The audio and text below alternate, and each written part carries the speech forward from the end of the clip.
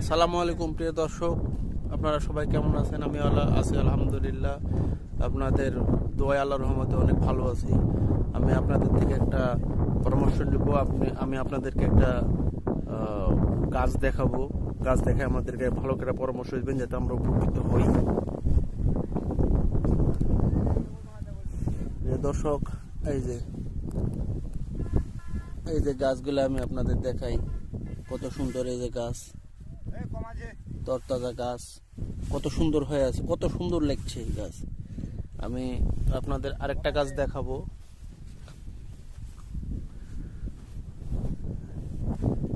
এই যে প্রিয় দর্শক, এই যে গাছ, এই যে কত সুন্দর হয়ে আছে গাছ। এই যে পাতা, এই যে গাছ দেখছেন, দুমড়ে যাচ্ছে গাছ, মুচড়িয়ে ছোট হয়ে যাচ্ছে, টোপা টোপা হয়ে যাচ্ছে গাছ। এগুলো কারো কোনো পরামর্শ থাকলে অবশ্যই কমেন্টে বলবেন। আমাদের দিকে যদি কৃষক কোনো উপকৃত হয়।